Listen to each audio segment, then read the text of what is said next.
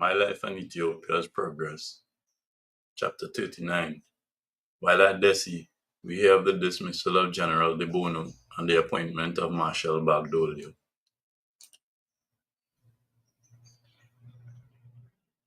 While our headquarters was still at Dessie, we heard of the dismissal of General De Bono, who had still been Italian commanding in chief, and of the appointment of Marshal Badoglio.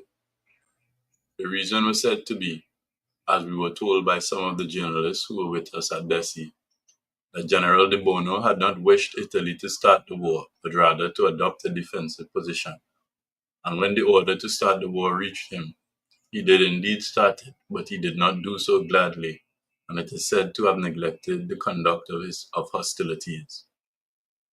What proves this to be true is the account which appears in the book written by General De Bono after his return home upon dismissal from his war command. He there said, "When I asked how I was to act, since the emperor was said to be engaged in prayer and fasting, being unwilling to be the initiator of the war, orders reached me to the effect that, if the Negus did not wish to start the war, I was to launch the attack and to fight him. I therefore began the war." Secondly, General De Bono states that, since he did not intend to open hostilities at once, he reported that he did not have enough money to begin the campaign. He received the answer that the necessary money and troops would be dispatched to him. Since Mussolini signed the preface to the book which General De Bono wrote about the war, one cannot deny the account of the Italian side by arguing that it is all lies. Furthermore, according to what some people told us, General De Bono held the view that he could beat the Abyssinians by a custom means of warfare, that is, fighting them with cannons, machine guns, and rifles, and that it would destroy the history and the honor of the fascists if they were to gain victory by fighting with smoke gas and with mustard poison. Peoples who possess no defense against this, and it would therefore be better for the Italians not to do so. It was said that the reason for his dismissal was that he expressed these views. Later on, all communication with our northern armies by telephone and radio were disrupted by bombs, and we, therefore, lacked news of the situation of Ras Kasa and Ras Seyum on the Tembian front, of Ras Emru and of the Jazmach Ayalu on the Shire front, and of Ras Mulugeta on the Alage front. For this reason, we decided to push forward. But as we have repeatedly shown before, we found ourselves in great difficulties over the matter of weapons, since, on one hand, we wished to maintain world peace, and, on the other, we were putting our trust in the covenant of the League of Nations.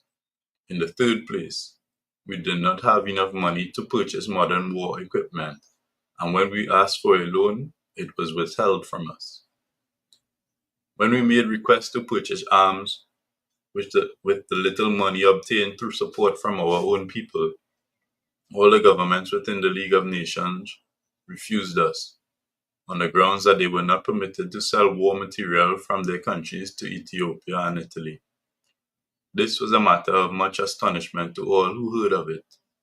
Italy possessed factories in which almost all the various arms which she desired could be made, but Ethiopia did not have arms factories.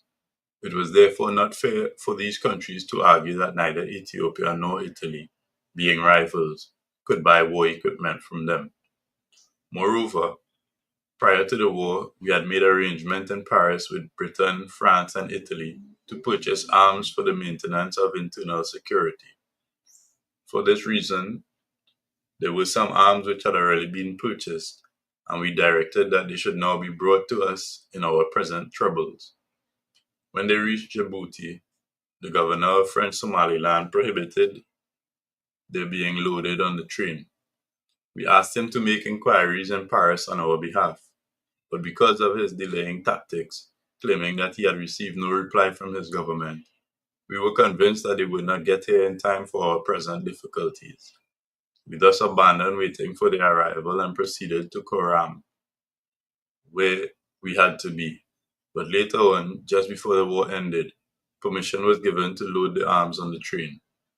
When half the transport was still at Dayadawa and the other half had reached Addis Ababa, it naturally fell into the hands of the Italians and thus ceased to be of any service to us.